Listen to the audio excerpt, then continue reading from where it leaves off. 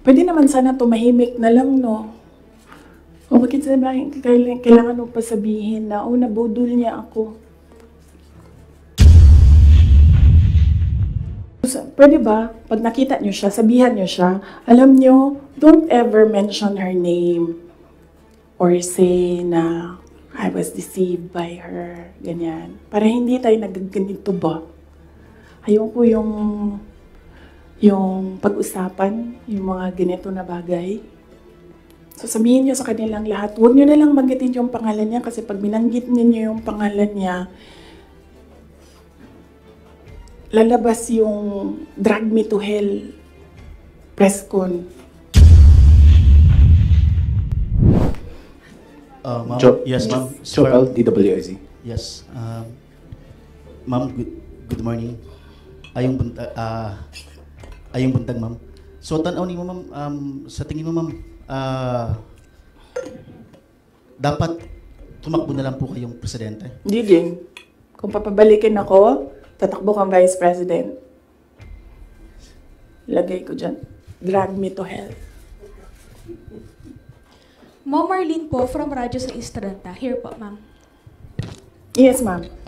Ma'am, having said na hindi mo kasalanan na hindi marunong maging presidente, yung nakaupo ngayon, ibig sabihin ba ma'am, hindi po kayo kontento sa trabaho po ni Pangulo? Kaya nga umalis ako, di ba, sa administration. Hindi ko na gusto yung mga naririnig ko dun. Hindi ko na gusto yung mga nakikita ko dun.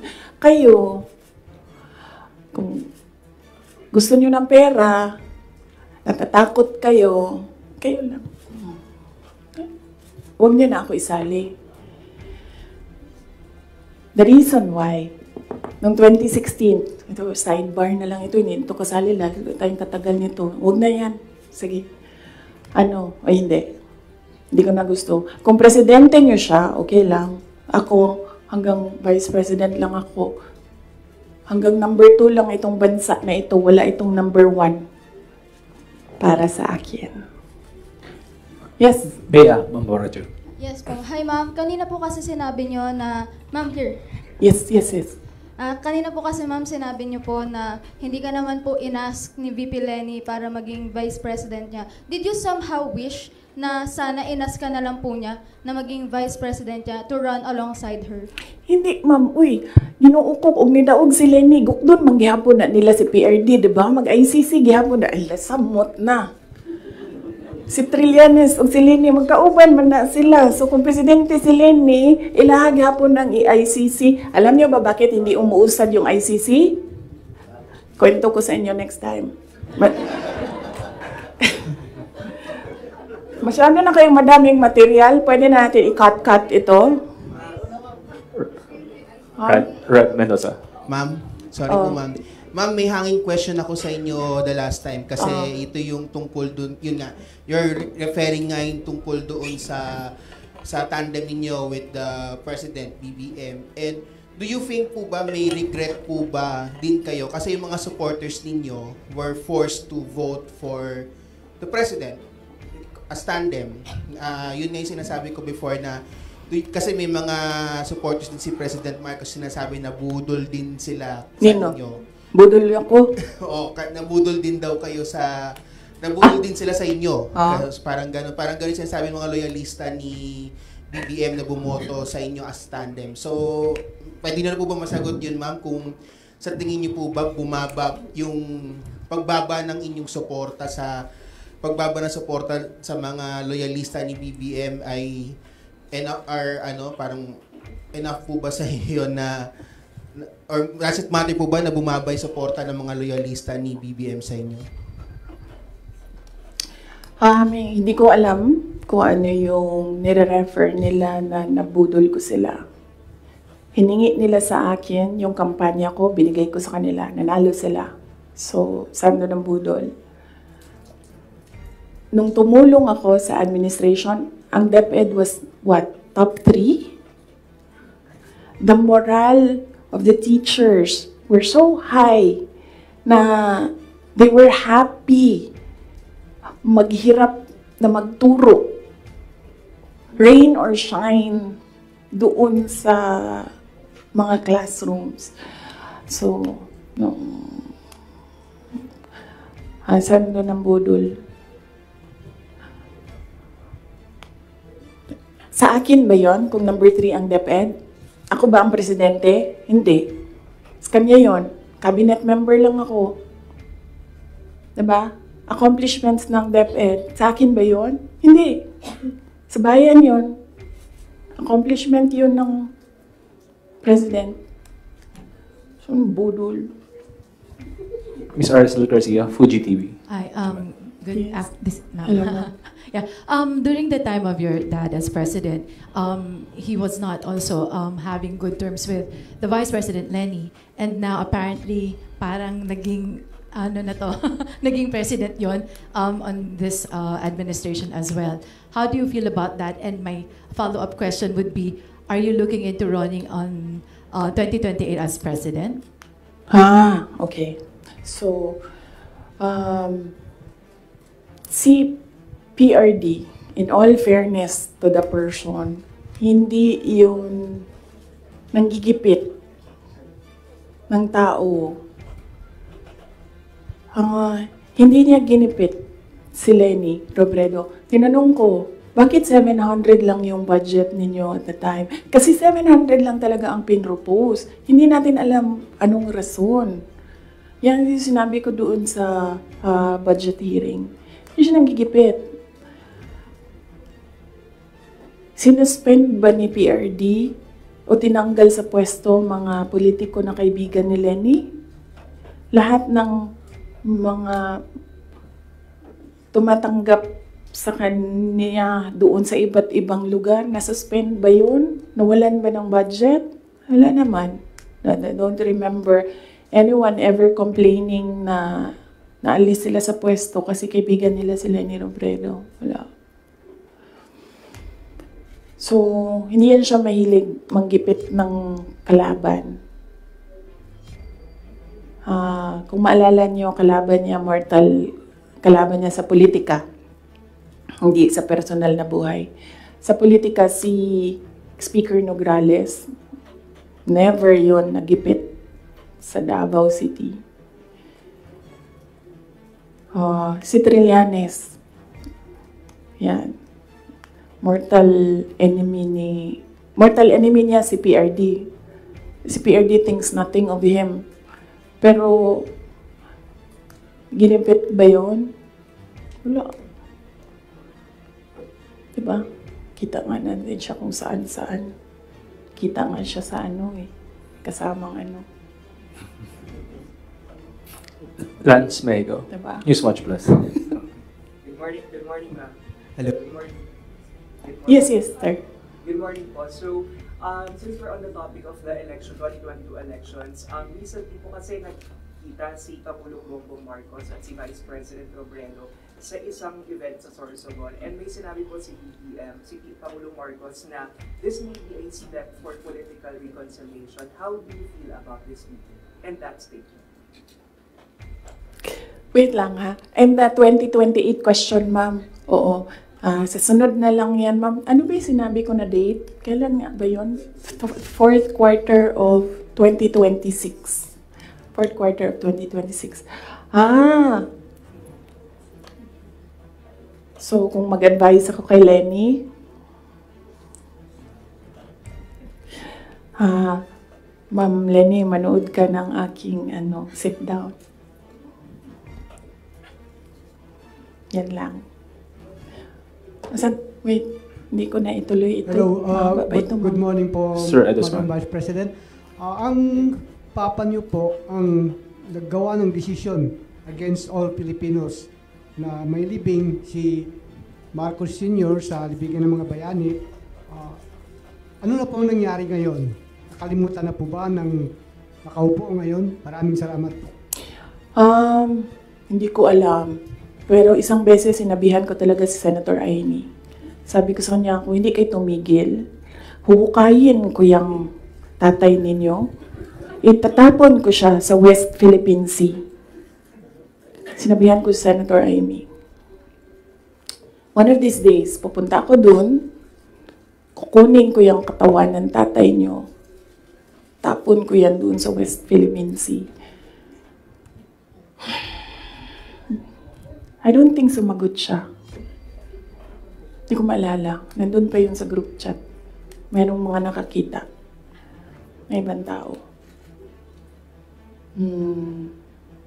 Pero Senator Amy naman, kilala niyo naman siya, di ba? Diretso yun magsalita.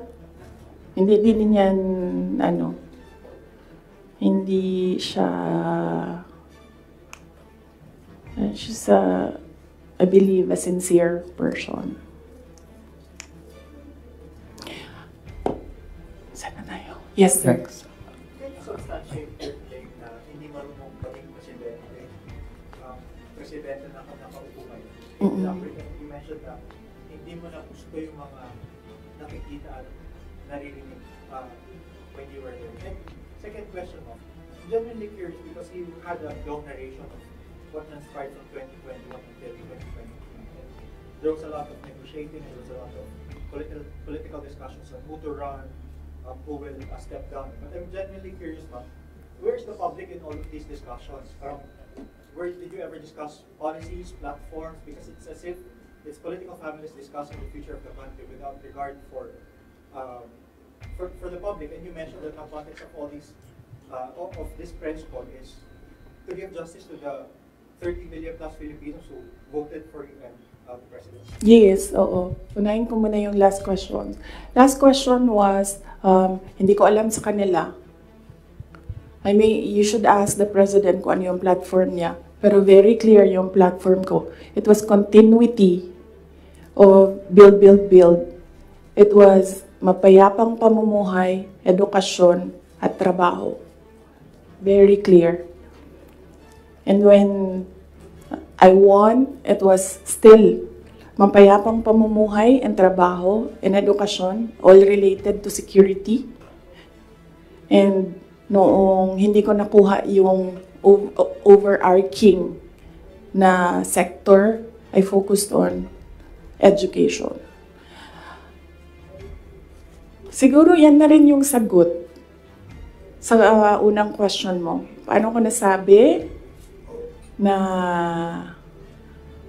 isubstantiate ko yung sinasabi ko?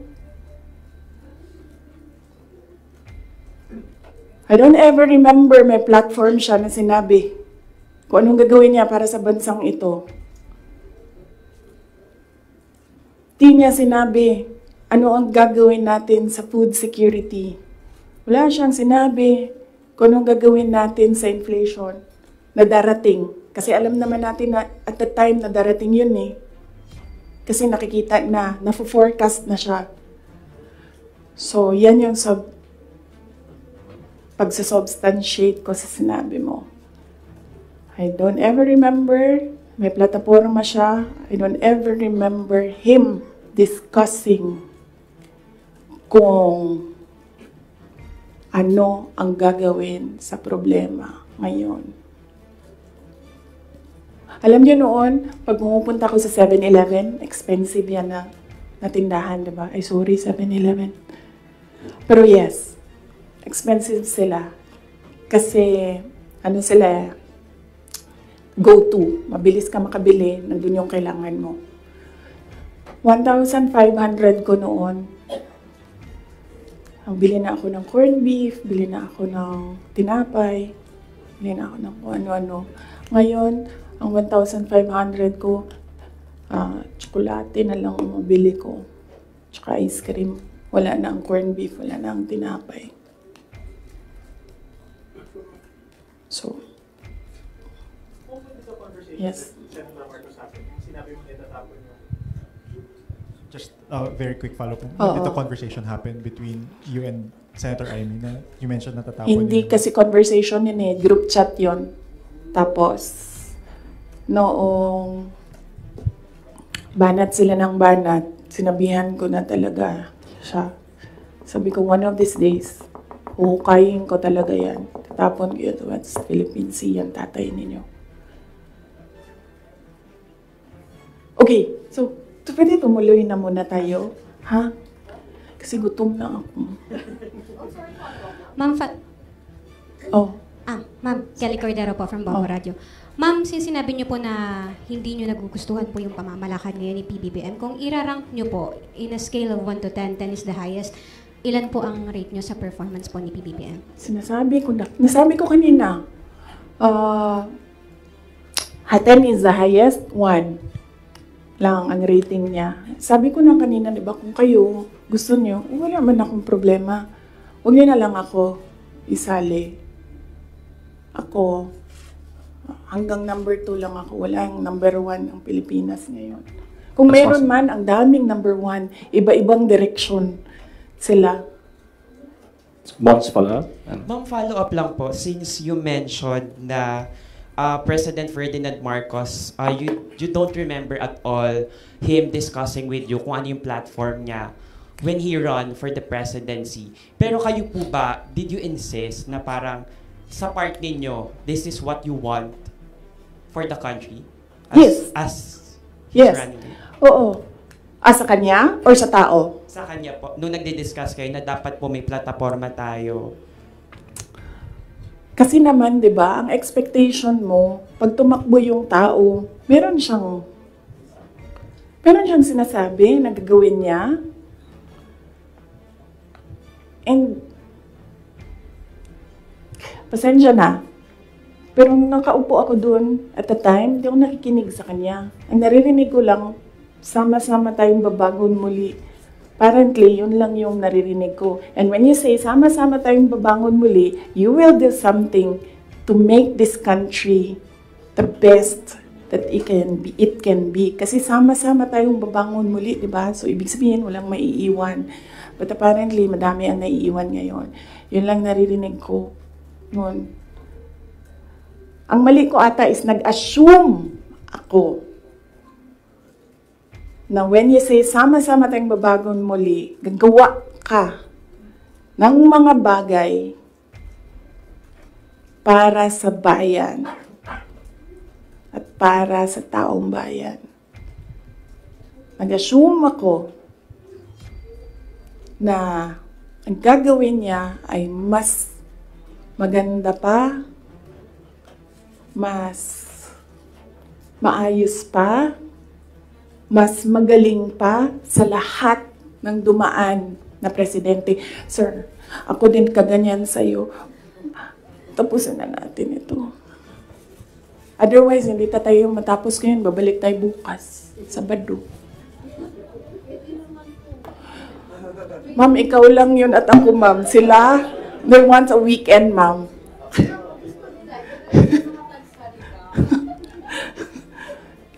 Wait lang. Yes, sir. Yes, sir. Yes. Balikan ko lang po yung sa political reconciliation kuno ni President Marcos pati ni dating former Vice President Leni Robredo. Hingin ko na lang po siguro yung assessment nyo na bilang, ayun nga po, tumakbo kayo kasi ginamit kayo para manalo laban kay Leni kasi nga natatalo na raw sila. So sa tingin nyo, bakit po kaya ngayon nakikipagkita? Bakit ngayon nagkakaroon ng movement towards political reconciliation habang nag-aaway kayo? Sabi, di ba, sinabi ko na yan ng budget hearing, ako na lang man isa na iiwan dito. Ako na lang isa na iwan dito. Nagsama-sama na ang mga dayuhan, huwag niyo akong tanungin about foreign policy. Mga dayuhan, mga NPA, mga smuggler, mga drug addict, ang mga yellow, liberal, at sino yung isa? Administration. Sama-sama na yan sila lahat.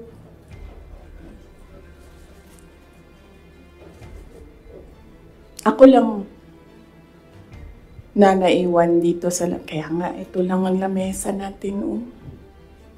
Kasi ako lang mag-isa na. For what? I think, di sila ganahan siguro sa kuha. Tingalig di sila ganahan sa kuha. Nga na mag-inong mga insecure.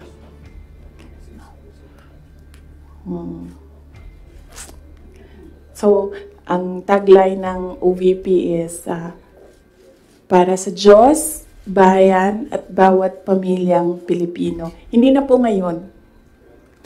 Starting today, ang tagline ng OVP is, Drag me to hell. Sasaki-san, Kuroyus. Tama na. Tutuloy ko pa yung aking ano. May pupunta pa tayo kay Martin Romualdez. After this, let's allow the Vice President to speak again. Oh. Ha? Sasaki-san. Yes, sir.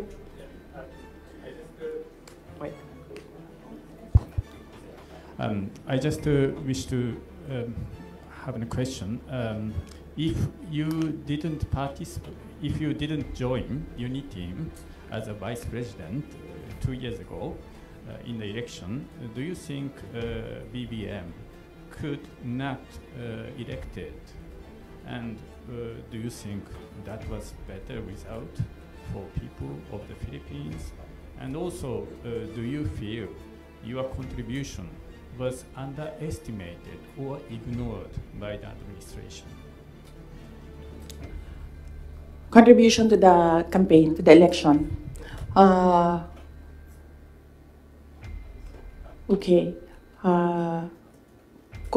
If I did not run, would he have won? I do not know. I've not seen his numbers without my number, but I'm sure their side has seen his numbers against Leni Robredo with and without Sara Duterte. So I've not seen it. I wouldn't. Maybe I think they know that they will not win because that was what Senator Aimee said. We cannot win against Leni Robredo without Visayas and Mindanao. Yes. The other one is, the other question is, Do you think if you didn't agree to be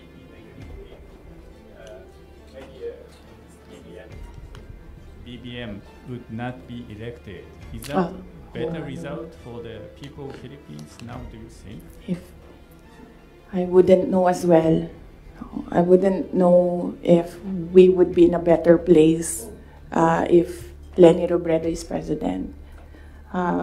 Something that is speculative. So I cannot answer the question if we would be in a better place if we had another president, not BBM. And also, do you think your electoral contribution was underestimated or ignored by the current president? Yes, I believe so, because we are here today because he said he was deceived. So yes, I believe yes. And they've been saying that in their communications, that in fact, ayaw ko i-mention ang pangalan niya. So I'll just mention his initials, LG. Yan ang sinasabi niya. She did not bring anything to the table. When in fact, I am here sitting down today to tell everyone they needed me. I don't need them. So, sabi ko kanina sidebar, hahaba yung yung 2016, balik tayo 2016. Kanina, 2021 lang tayo ngayon. Balik tayo 2016.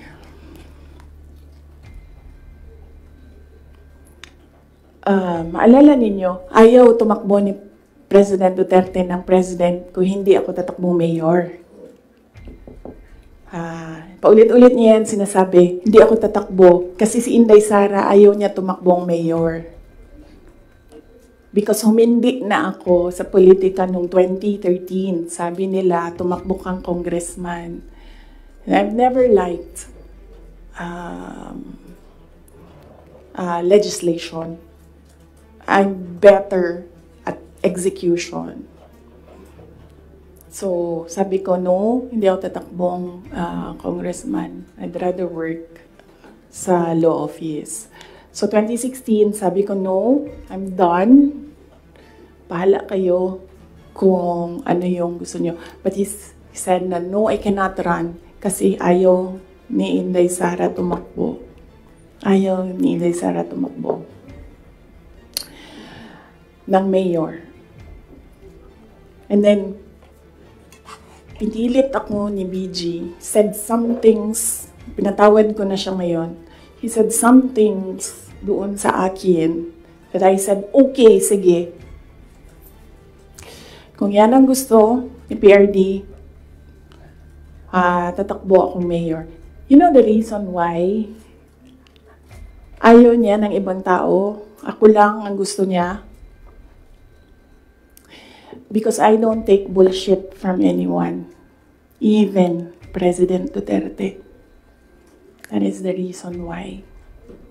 So, I will not take their bullshit. Bullshit sila. Sila ang bullshit. Bullshit, bullshit, bullshit. May I request the parents to give context doon sa sinasabi ng Vice President. Alam ko, nakikita, naririnig ng mga bata, pero bigyan nyo na lang ng konteksto na sometimes people curse.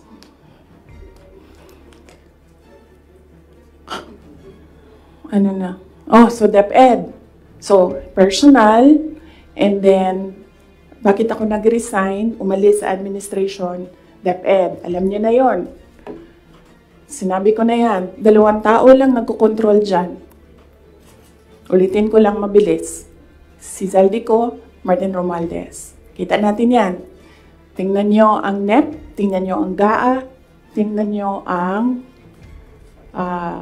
tingnan nyo ang NEP, tingnan nyo ang GAB, General Appropriations Bill, tingnan nyo ang GAA. Makikita ninyo ang galawan dyan. Hindi na siya kailangan ng expert. Sundan nyo lang kung ano yung nagbabago. Anong isa pa? Na-proof ko dyan, yung AKAP. Diba? Nagtalo sila sa AKAP. Sinasabi ng mga senador, hindi naman namin nakita yun noon eh. Sabi ni Zaldico, o diba? Pinirmahan nyo, digital signature ninyo, pinahiram ninyo, pinirmahan nyo yan. Nandun yan. Wala nang bycam na nangyayari. Ang sa akin lang, presidente ka, di ba? So you have the full cabinet of experts, finance experts, nandyan sa iyo. So nakikita nila, di ba? Oh, President, Mr. President, ito po yung NEP natin. Pero pagdating po sa GAB, ganito na po yung nangyari. Di ba magtatanong ka na, ano nangyari? Bakit naging ganito? Di ba? O ako lang ba yun? Well, kung ako yun, ganun. Ano nangyari? Bakit nang ganito na ang GAB? Pagdating ng Senate, ano nangyari? Tingnan nyo. Bakit ganito na? Pagdating ng BICAM, di ba? Merong daming insertions doon. Walang paper trail and then suddenly sa BICAM nandoon na. Uy, di ba magtatanong ka? Bakit ganito? Ano nang ginagawa sa budget? Well, hindi ko nakita yun Hindi ko lang alam kung alam niya. But there is an expectation that alam mo kasi ikaw ang nag-submit ng NEP and nakita mo kung anong lumabas sa GAA. So there is an expectation na alam mo kung anong nangyayari sa budget. So, merong president na, okay, ito yung NEP. Then, after a few months, okay, ito yung GAA. Yung wondering kung alam niya kung ano nasa page 2.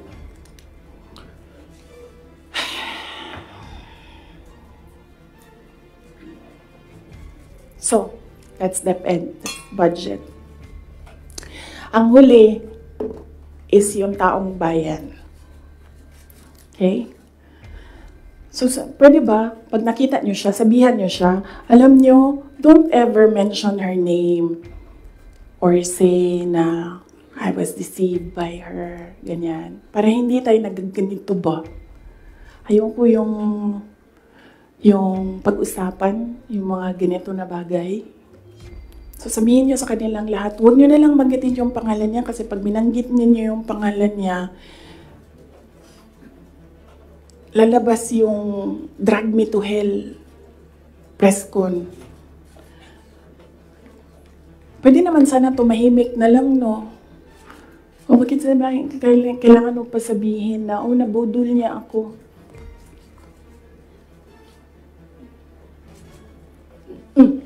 So, taong bayan.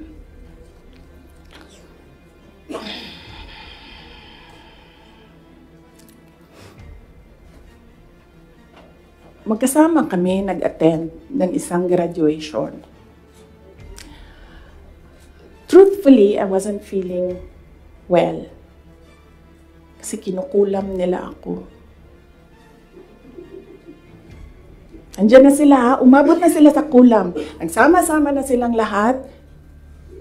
Kinukulam pa nila ako. So I wasn't feeling very well. Pero I had to go. Kailangan ko pumunta. Kasi para naman sa graduates yun.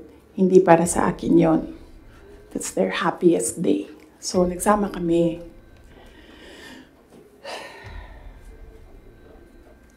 Nagsama kami. Katayo kami doon.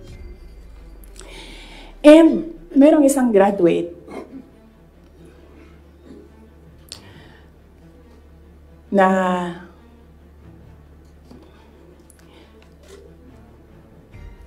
alam nyo, para sa akin, there was some sort of inappropriateness sa ginawa ng bata.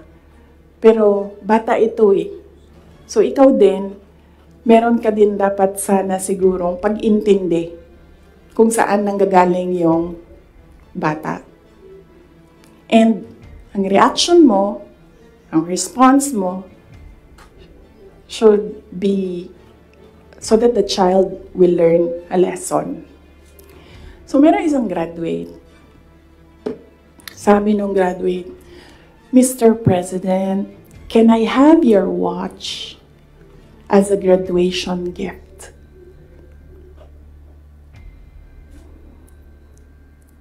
And narinig ko, tabi ako, di ba? Narinig nung katabi ko. Narinig nung katabi ng katabi ko. But apparently, this guy, di niya alam kung ano isasagot niya. So, ang ginawa niya, pinaulit niya sa bata. What did you say? So, this time, syempre bata, hindi niya alam ba saan yung inulit ng bata, louder this time. Mr. President, can I have your watch as a graduation gift? Nasagot niya. Why? Why will I give you my watch?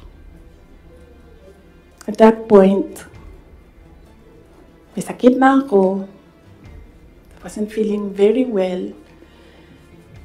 Nandun lang ako, nakakatayo ako doon kasi may gamot ako. Gusto ko tanggalin yung ulo niya ba?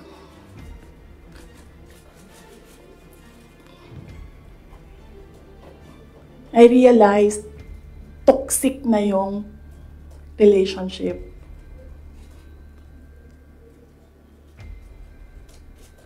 And it did not help na itong dalawang katabi ko, tumawa pa.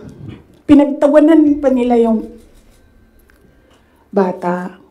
And I saw the humiliation sa face ng bata. I wanted to help him.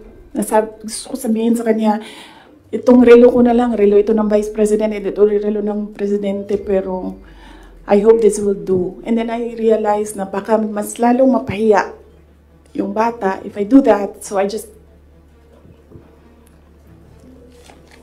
imagined myself cutting his head.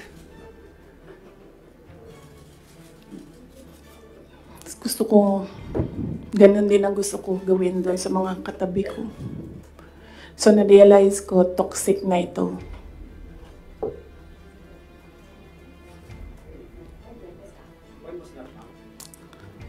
One of the graduation, hanapin niyo yung footage, makikita niyo doon yung mukha ko. Tsaka mukha niya. I-lip read niyo yung sinasabi niya. Why? Hanapin niyo yung footage, ma'am. Magtrabaho kayo konti, mag-research kayo.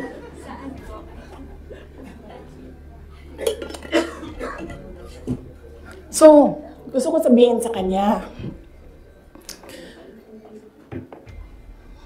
bago ko tanggalin ang ulo mo, yang batang yan yung magpapakamatay para sa bayan natin. Nag-aral yan ng 4 na taon, naghirap yan ng 4 na taon, walang tulog araw-araw para mag-training kasi mamamatay yan para sa bayan natin. Yan yung batang yan, ang mapuputulan ng daliri diyan sa fiasco ninyo sa West Philippine Sea. And then, I'll cut his head. So, doon, na-realize ko, toxic na, di ba? Ganyan na yung imagination mo. Ang imagination mo, sinasakal mo na yung tao. And then I said, this is over. Tapos na. And then, so hindi pa natigil. Doon sa Tamayong, sa barangay Tamayong, sa Davao. Alala niyo? Pinupuk-puk nila yung mga tao doon. Hinampas, pinupuk. Doon sa diversion road ng Davao City, tinirgas nila yung mga tao doon. Isang tao lang ang hinahanap mo, ha? Bakit mo pukpukin yung 30? Bakit mo itirgas yung 100? Paano nag-surrender yung tao? Di ba kinausap lang? Kinausap lang siya. Mag-surrender ka. And then he said, okay, I will surrender. So anong purpose na pukpukin nyo? Yung tao na hindi naman niya alam na saan si Pastor Kibuloy, nandun lang siya, nagtatrabaho. Doon siya nakatira. Anong purpose? Anong purpose na i-tear gas mo yung tao for expressing his desperation, his frustration, his anger? Para lang maghanap ng isang tao na in the end, paano nag-surrender? Kinausap. Nag-surrender siya.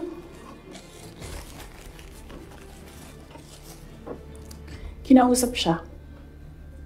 Walang napukpok, walang natirgas, walang nasaktan. And then, kailangan nyo talaga ganunin ang mga tao. And then I said, it's all over. So, umupo ako with the table ko sa DepEd at the time. And then sabi ko, sarili ko, okay, let's go to hell.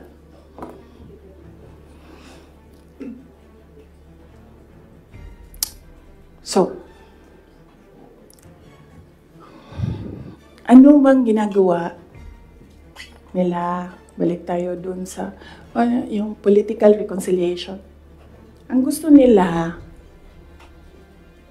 hindi ko sinasabi silang lahat, ha? Si Martin Romualdez lang.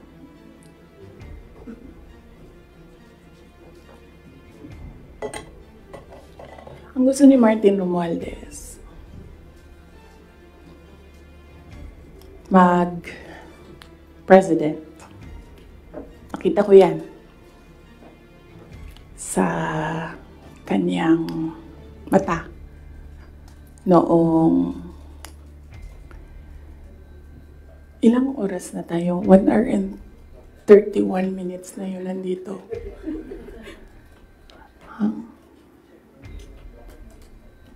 I-cut na lang natin. Tapos next week yung Martin. Pwede, madami na kayong material, di ba? Okay na yun? Oh. Sige. Ang questions natin doon lang sa 1, 2, 3 ha. Sa personal, sa budget, sa DepEd, and kung the way he treats. Alam nyo, may red flag na yan noon eh. Nung kampanya, may red flag na yan. But unfortunately,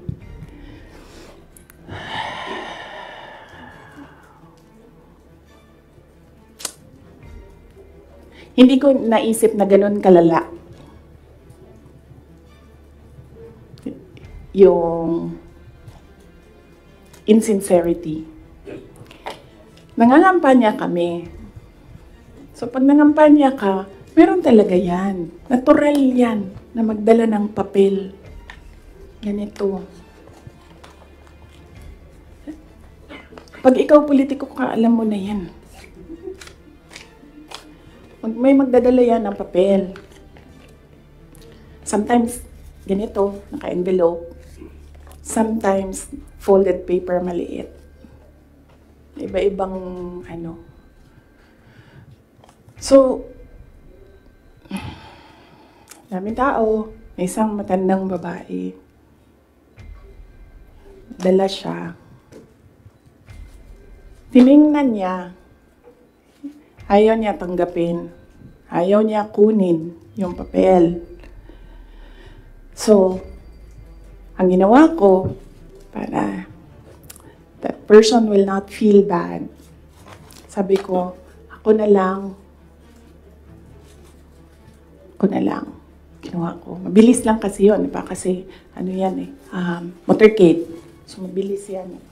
Pag ganon, gumanon, ginanon, ako na lang. Tapos, tinanong ko, may number? Sabi niya, meron. Pag politiko ka, alam mo na yan dapat, diba? So, doon sa truck, binasa ko. 1 page lang naman, binasa ko. Simple. Request of 5,000 pesos for livelihood. Tumingin siya sa akin. Sabi niya, Sabi ko, ako nang bahala nito. Maliit lang na bagay ito. Ako na. Sabi niya, okay, sige. Yan lang.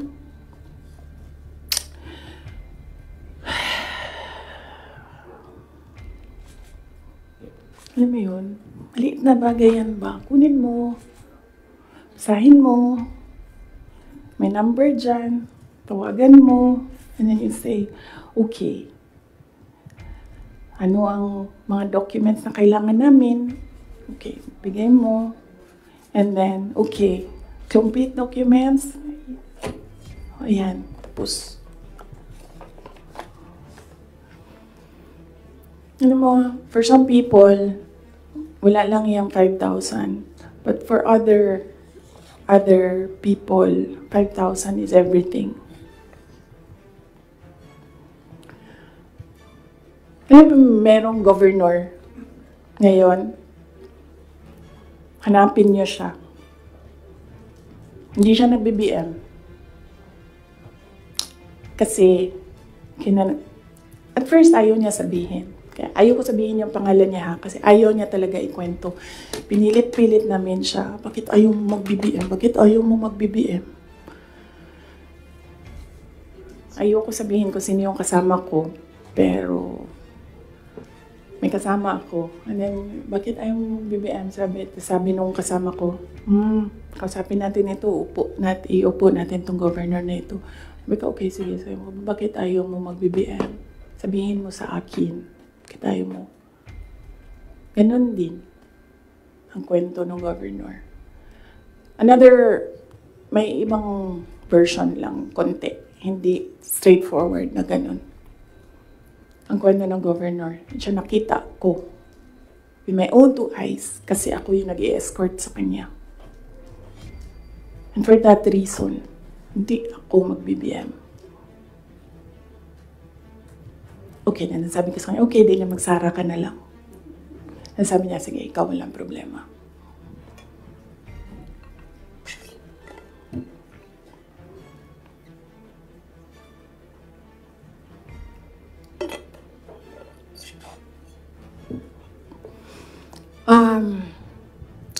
Sorry. Nag-sorry ako sa mga members ng Kingdom of Jesus Christ. Kasi I asked them to support President Marcos during the elections. And individually, kapag merong lumalapit, nagsasabi na, we are in this shit hole because of you. And sinasabi ko din, I'm sorry. I'm sorry, but sabi ko sa kanya, kung bigyan ako ng Diyos ng pagkakataon, yan lagi yung sagot ko. Kung bigyan ako ng Diyos ng pagkakataon, bawiin ko lahat yan. Hindi ko bawiin yung nangyari, babawiin ko yung dapat para sa bayan. Alam nyo, next week na lang yung kay Martin. Pero si Martin talaga is an embarrassment for the Philippines in the global stage. Kakahiya. Next week na lang, or next week after Undas. After Undas, pag-start ng house. No? Pwede. Pagbalik ng house. Kasi I think nakabakasyon pa sila lahat. Ma'am, question lang. Ma'am, nag-campaign kayo ni PBBM together. Ilang buwan din po yun. Magkakasama kayo araw-araw, almost araw-araw. And then, syempre, naging member kayo ng cabinet. Bakit po hindi kayo naging magkaibigan despite yung matagal na pagkakasama po ninyo? Ni President Marcos? Hindi talaga kami magkaibigan. Nagkasama lang kami, unang-una dahil sa eleksyon, pangalawa dahil sa trabaho. Hindi kami magkaibigan yan. Isipin nyo ha,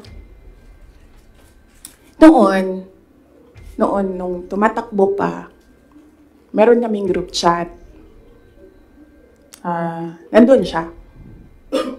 So yun lang yung some sort of communication namin dun sa loob ng group chat na yun. And hindi siya medyo nagsasalita doon, bihira. After nun, nawala na siya doon sa group chat. And then after that, wala akong number niya. I'm sure may number siya sa akin. Kasi syempre nandyan yan sa mga staff mo, sa aide mo, diba? Yung number ng Vice President. Pero wala kaming some sort of communication. Nothing at all. Except nung magkasama kami para mangambanya. Yan lang. Sa labas niyan, wala na.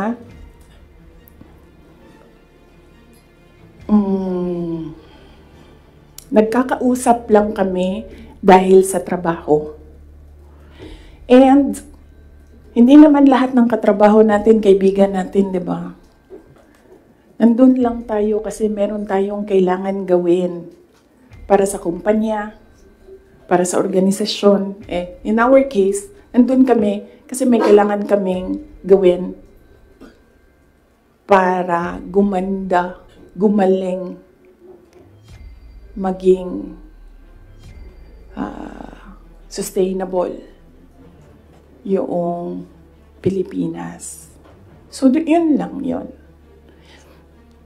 Dati naiimbita ako sa kanilang bahay dyan sa Malacanang, Bahay Pangulo. Dati naiimbita ako sa Bahay Pangulo. Pero I was just tolerated. Kasi may gamit naman ako. Alam mo yun? I'm useful to them. So I was just tolerated. And alam ko naman yun. But wala naman problema sa akin yon. So as long as I can do my job sa DepEd, tsaka sa Office of the Vice President, mabigay ko lang yung promise ko, plataforma ko, promise ko sa bayan, magawa ko lang yung kailangan gawin para sa education sector. Wala akong problema. You can tolerate me all you want. You can invite me sa mga gatherings nyo. Pero I knew I was tolerated. Because Lisa Marcos is another story. Unahin muna natin si Martin Romualdez.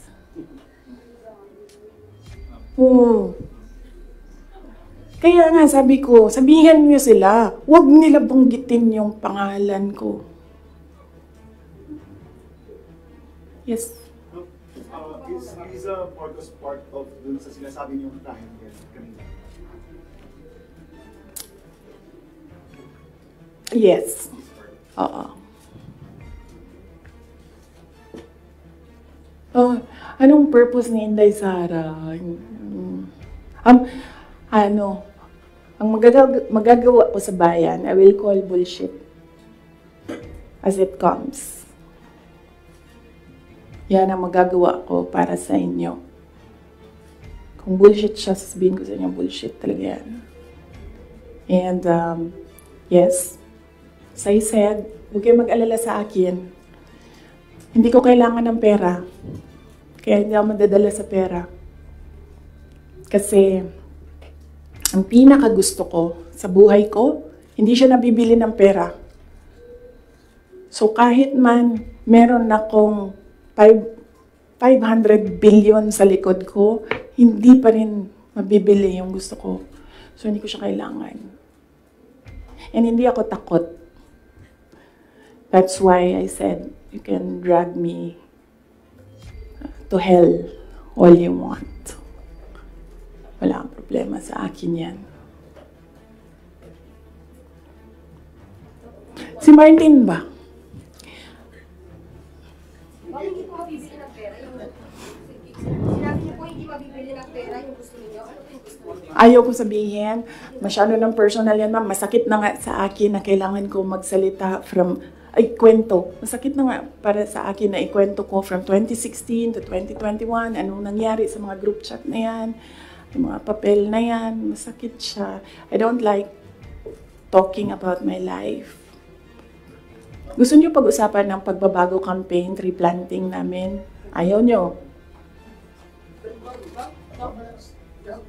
I understand po ma'am yung 2022 to 2023. I mean, kasama kayo lagi ni Speaker Martin Romualdez sa mga events ni BBM. So, yes. Why? Parang bakit, tapos yun nga, before yung nangyari yung resignation sa lakas, after na resignation sa lakas, nakita ba kayo ni BBM na kanudling daw or holding hands kayo ni Martin during one of his foreign trips? So, why biglang nasuklang kayo bigla kay Speaker?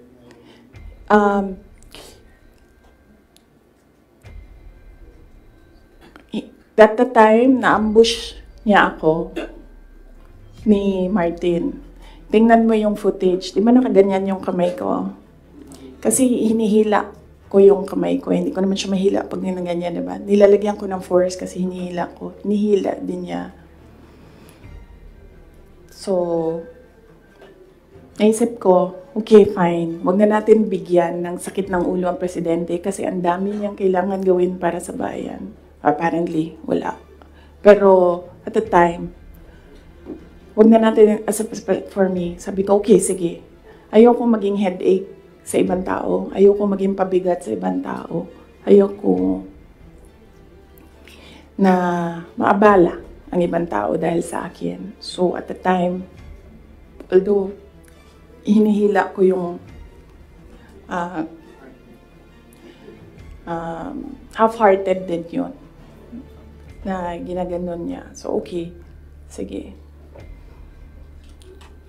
May red flag din yan si Martin eh. Magkatabi kami niyan sa airplane nung kampanya. May sinabi ako sa kanya, may sagot siya sa akin. Pero yes, imagine niyo, meron tayong speaker na on record on paper in another country na tumanggap ng suhol. Kaya. Ma'am, can you elaborate lang po yung speaker on record? Ay. Kailan ba yung speaker part? Kailan yung Martin Romualdez part? After November? After opening ng House, yes. Let's talk about ng confidential funds ng House. Regarding po sa DepEd and the OVP's confidential funds. Ay, yes, as I said, antayin natin yung next hearing ng House, Good Governance. Masyado pa kasing, masyadong maaga sagutin sila. Walang lumalabas eh. Gusto ko lumabas so that pwede akong magsalita. Wala. Kahapon, wala naman. Lawmakers were questioning about the... Yes. Ang position ko dyan, sa DepEd, hindi na ako nakikipag-usap sa kanila doon. Sabi ko, kayo nang bahala ko, anong gusto nyo gawin dyan. Pero dito sa Office of the Vice President, sinasabihan ko yung mga tao na kapangalan, kung ano yung gusto mong gawin, yun ang susuportahan ko. Kung ayaw mo umattend, susuportahan kita. Kung gusto mo umattend, susuportahan kita. Hindi ko pipilitin kung ano yung dapat mong gawin. Mag-decide ka, and then kung ano yung path, if you decide on the path that you will take, I will support you on that. So, hindi pa kami nagkausap nung merong mga subpoena, hindi pa kami nagkausap kung ano yung gusto nilang gagawin. Basta sinabihan ko sila, I will be with you every step of the way. Sinabihan ko din sila, kung ang decision mo ay magpa-detain, sinabihan ko din sila, sasamahan kita doon sa loob ng detention. Walang problema yan sa akin. Kasi hindi naman lahat ng mga tao kasi sanay sa pressure, sa stress. Hindi sila sanay sa mga ganyan na ilalagay ka sa national TV, papahiyain ka. Hindi lahat ng tao nakakapag-isip ka agad kung anong gagawin, kung anong sasabihin. So, some of them really are saying na magpa-detain na lang ako. And then, sabi ko sa kanila na, okay, walang problema yan. Samahan ko kayo sa detention.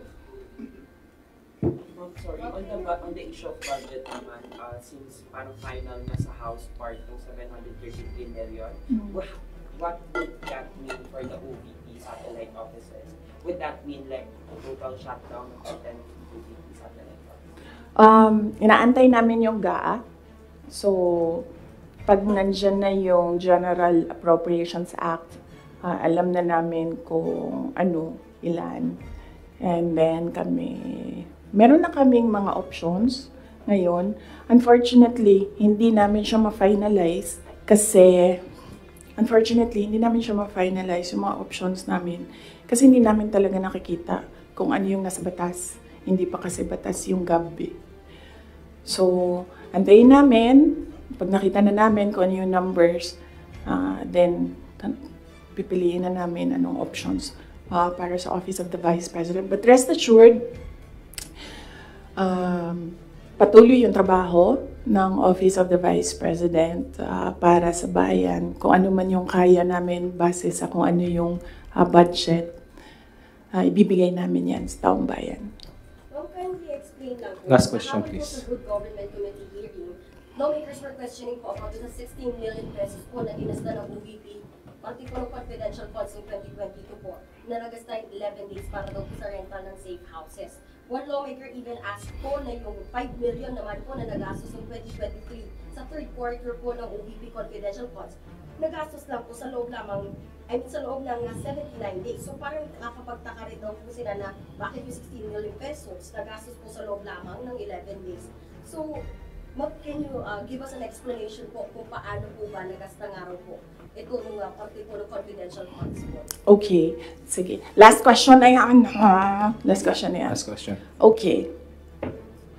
Unang-una, nag-explain kami lagi sa Commission on Audit kung paano ginastos yan. Lahat ng hiningi ng Commission on Audit, binigay namin. Meron kaming mga hindi nabigay, sinabihan kami ng Commission on Audit, kailangan namin yan. So, we fully cooperated and participated and submitted to the Commission on Audit with regard to the confidential funds.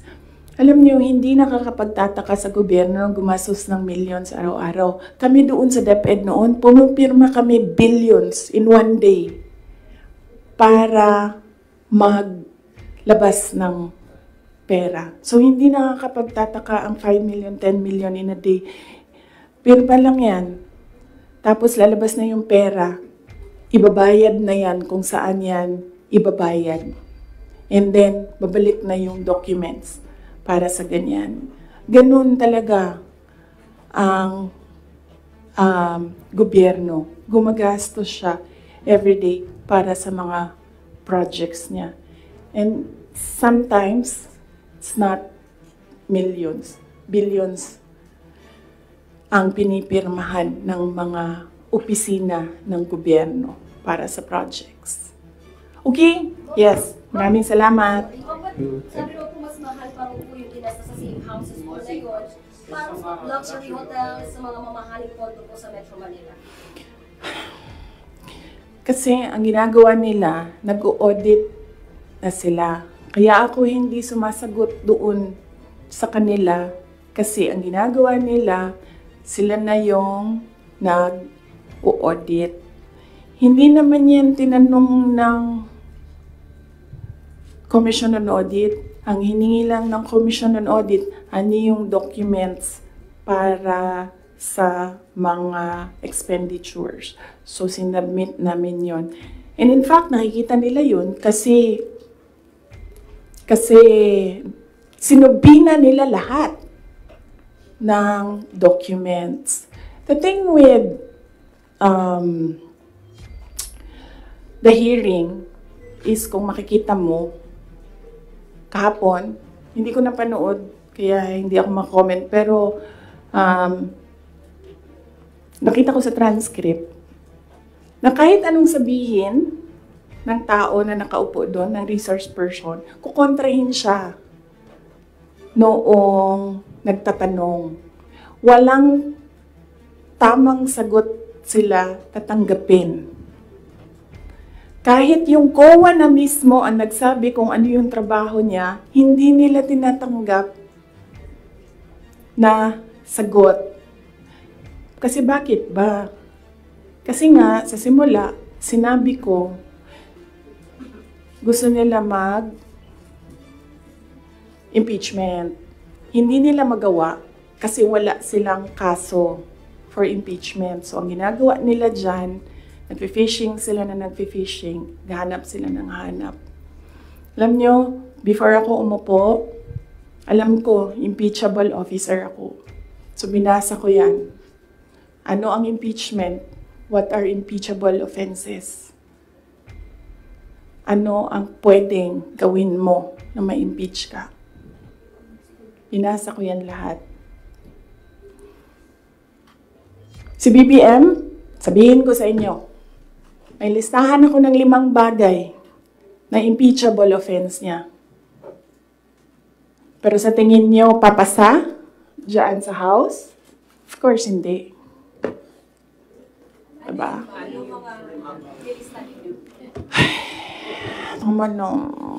Last question. Last Hindi ba question. kayo napapagod? I mean, Last question. grabe ang energy ninyo. Hindi. DepEd official. Yung taga-DepEd si Atty. Osias, sinabi po niya na may nakatabi daw siyang sobre, katulad ni Yusek Mercado. Yung envelope na yan, kaya ako sinasabi kanina, antayin natin yung next hearing. Kasi hindi pa siya enough eh. Ang gusto nila kasing palabasin sa mga tao, yung envelope na yan, galing sa, yung pera na yan, galing sa confidential funds. Yan yung gusto nilang i-portray sa public. Para yung perception ng tao, ay, hindi talaga ginamit para sa ano. Pero kasi, para sa akin, kulang pa siya. So, inaantay ko yung next hearing. Bago ko pag-usapan yung envelope na yan kasi kasama yan dun sa triangle. So, hindi pa po siya? Yes! No. Hindi yan sagot sa tanong mo. No, I will not answer questions anymore. Yung DepEd po, meron daw po... Yes. Marian. Thank you. Thank you. Thank you. Ma'am, meron daw pinasang certification ng DepEd na galing sa mga soldiers na pinapalabas na yun sa youth Leadership. Totoo ba yun, ma'am? Ginamit ba yung...